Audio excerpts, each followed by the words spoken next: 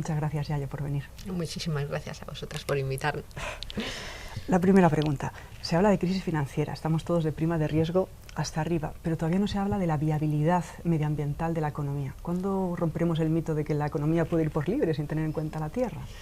Pues yo creo que es una cosa que llevamos intentando muchísimo tiempo. Yo creo que a nivel de intuiciones, fíjate, ya hay mucha gente que lo empieza a percibir, ¿no?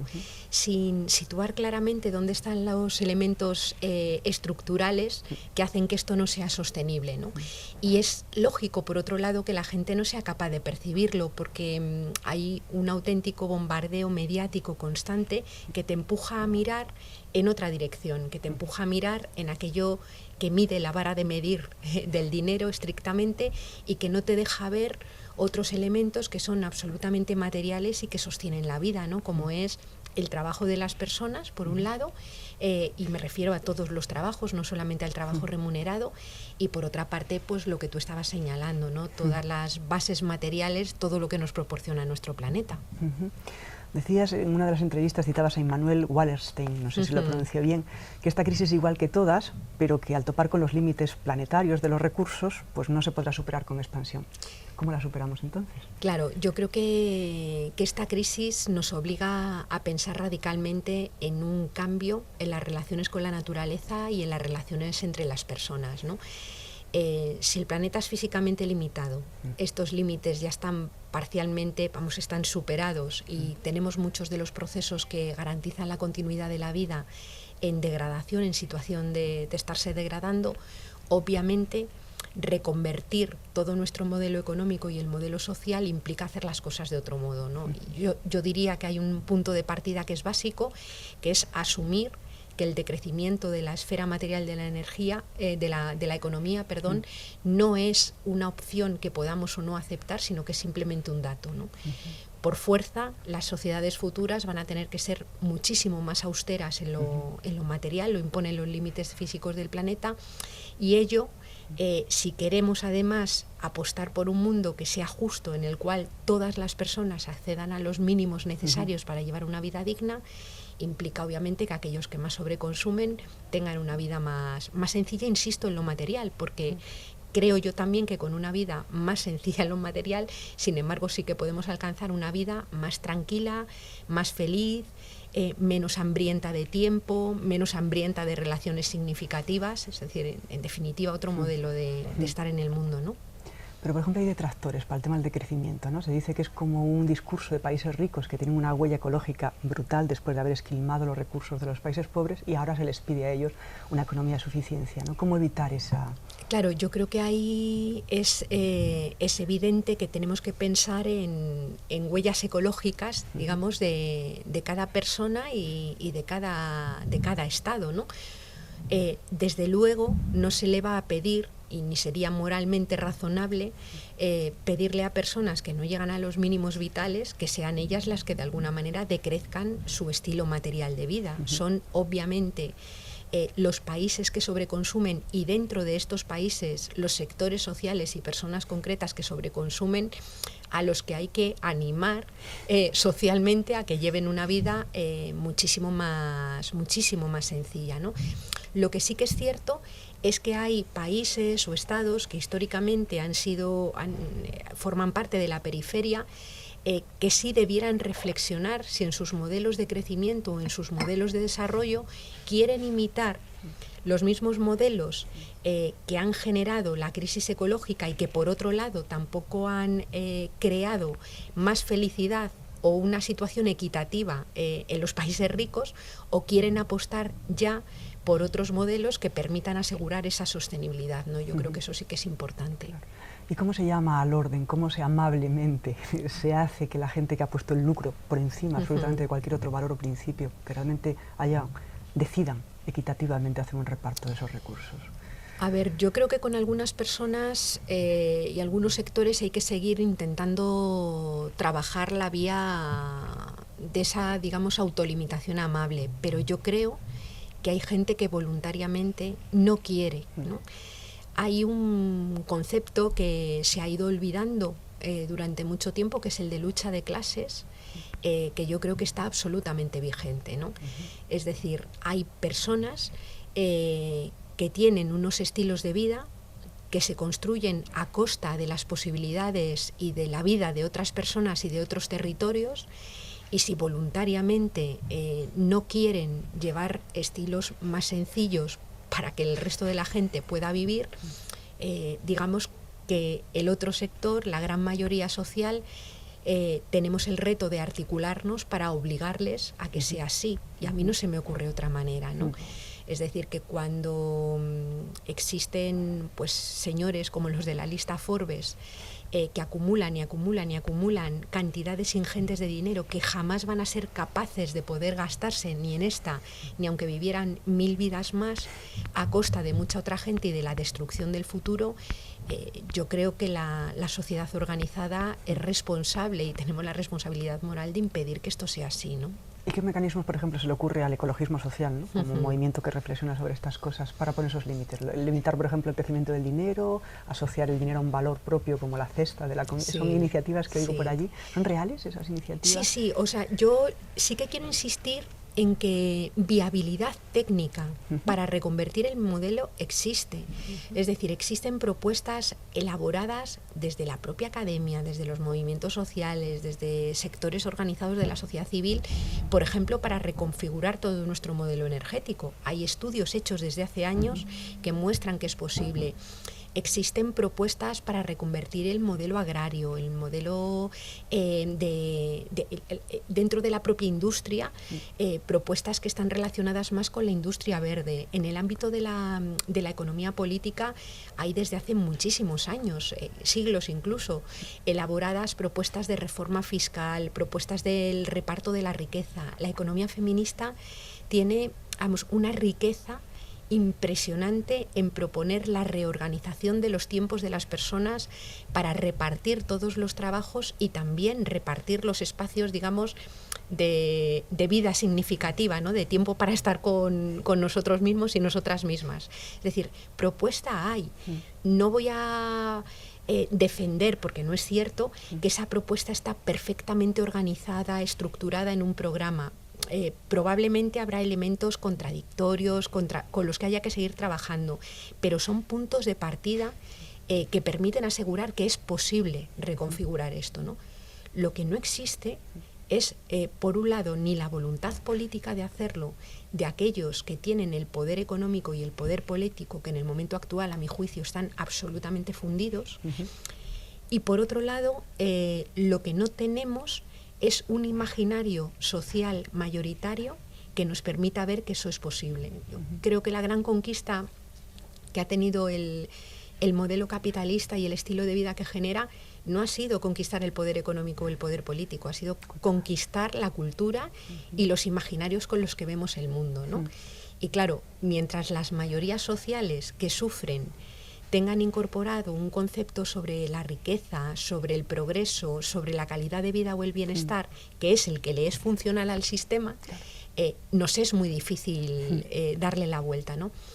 Por esto, desde el ecologismo social, y no solo el ecologismo social, sino muchos otros sectores de población y de gente organizada, nos planteamos que el trabajo de cambio de imaginarios es fundamental y que ese trabajo tiene que ir acompañado también con la movilización social. Yo creo que la desobediencia civil es un instrumento magnífico, la salida a la calle y la ocupación del espacio público también, y sobre todo una interiorización del concepto de política mucho más conectado con la vida, ¿no?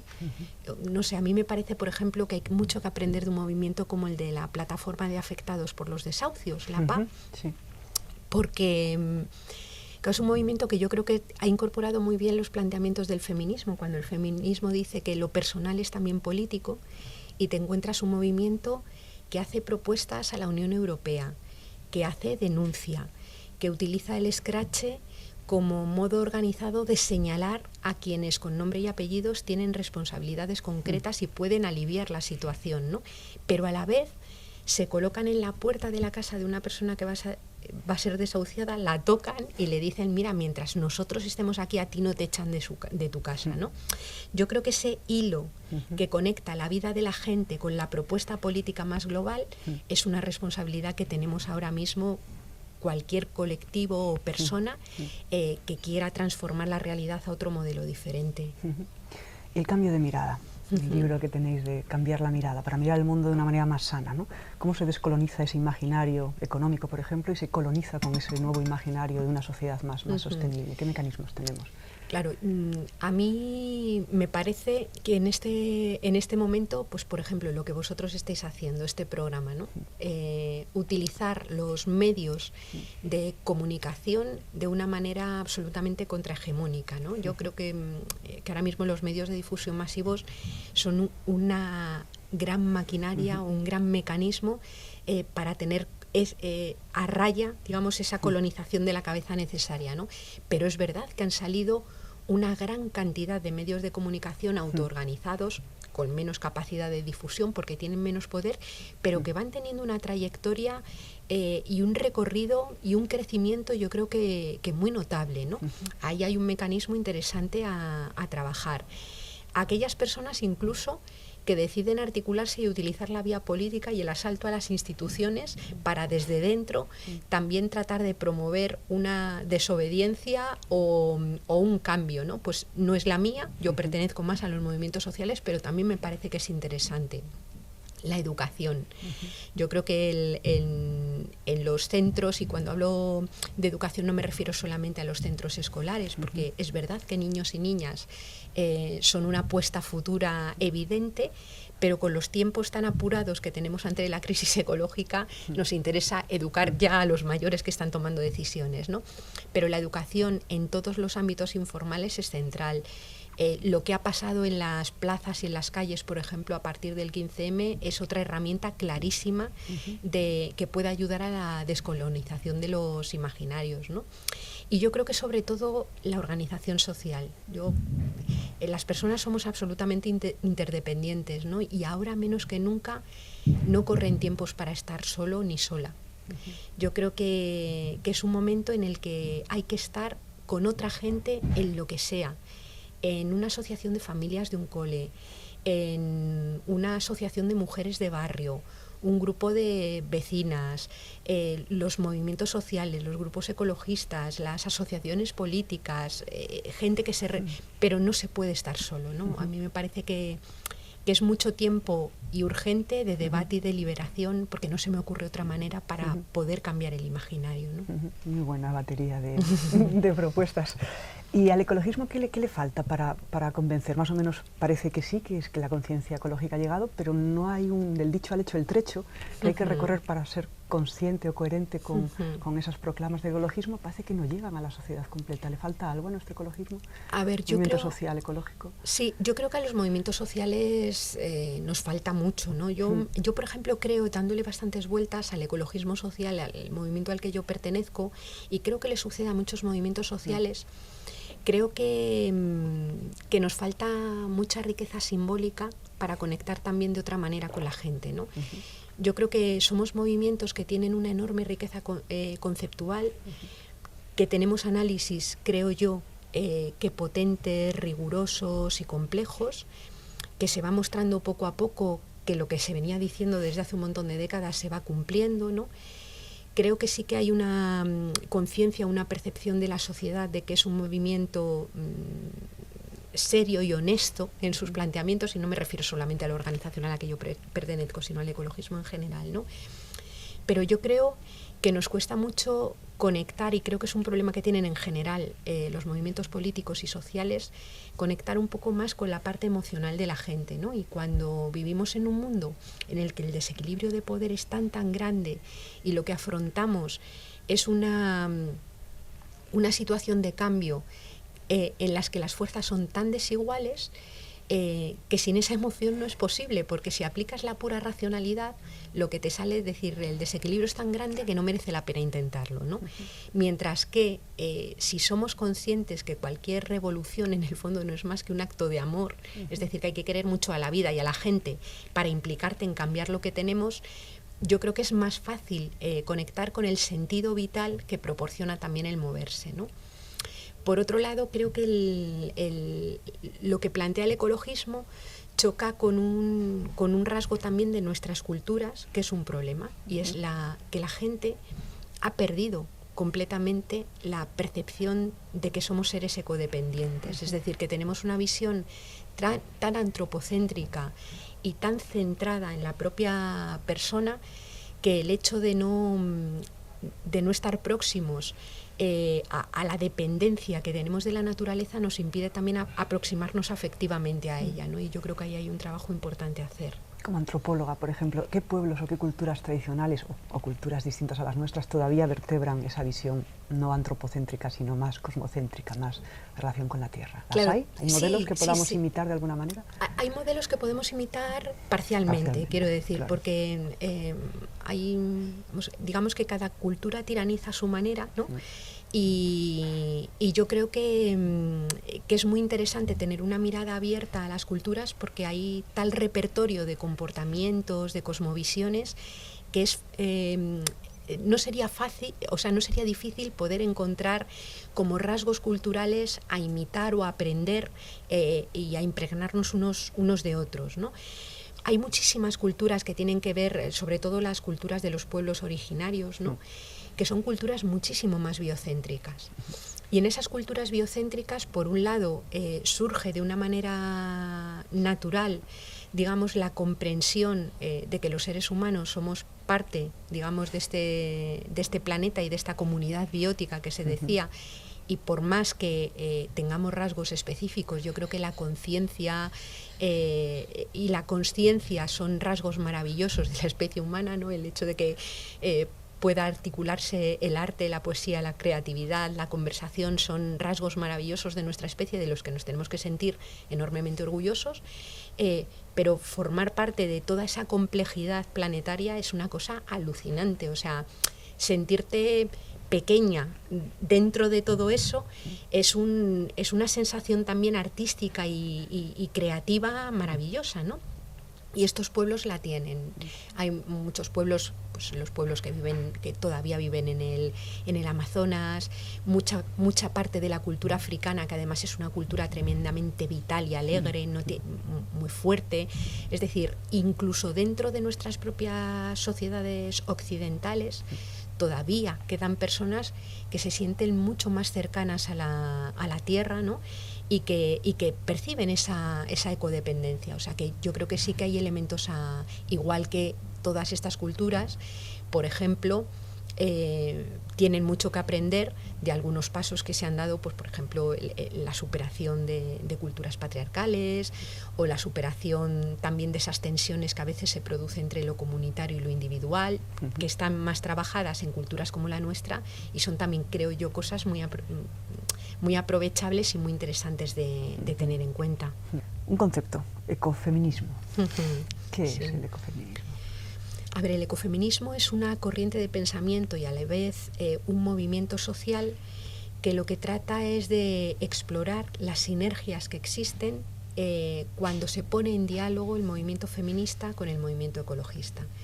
Es decir, el diálogo entre ambos movimientos, defendemos las personas ecofeministas, que lo que hace es potenciar los análisis que hace cada uno de los dos movimientos por separado y a la vez potenciar y amplificar las propuestas que cada uno de los movimientos hace por separado, ¿no?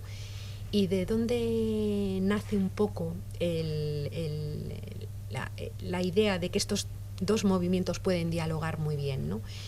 Pues porque mientras que el ecologismo ha puesto el foco en la centralidad material y emocional, afectiva y simbólica de la naturaleza como sostén de la vida humana, el feminismo pone el foco también en la centralidad de las relaciones y en su importancia también material, ¿no?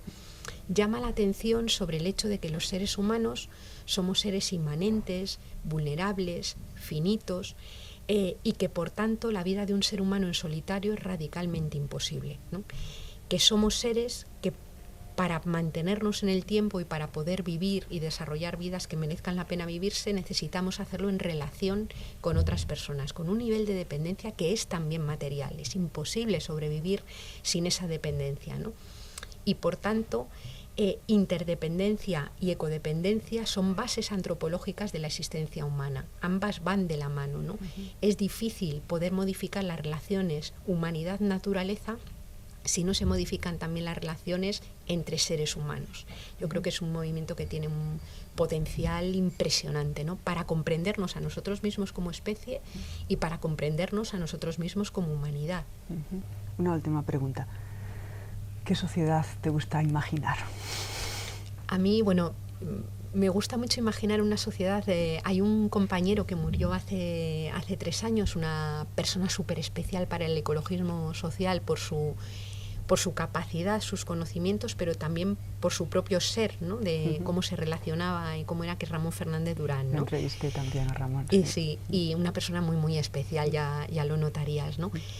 Y a mí me gusta mucho y me siento muy identificada con lo que él planteaba, ¿no? Yo me imagino una sociedad ideal como una sociedad, él decía, socialista en el sentido de la justicia y la emancipación, ¿no? y la equidad, antipatriarcal, ecológica y alegre, ¿no? A mí esto me parece que es central, ¿no? El construir sociedades que sean justas, en la que la vulnerabilidad de la vida y el cuidado de los cuerpos estén absolutamente repartidos y todas las personas tengan derecho a tener esos espacios también de disfrute, de ocio y de estar con uno mismo y con los demás, que sean ecológicas, básicamente porque es una condición material, si no, no pueden existir, y sobre todo que sean alegres, ¿no? Donde podamos celebrar cotidianamente lo maravilloso que es estar vivo, ¿no? y estar aquí.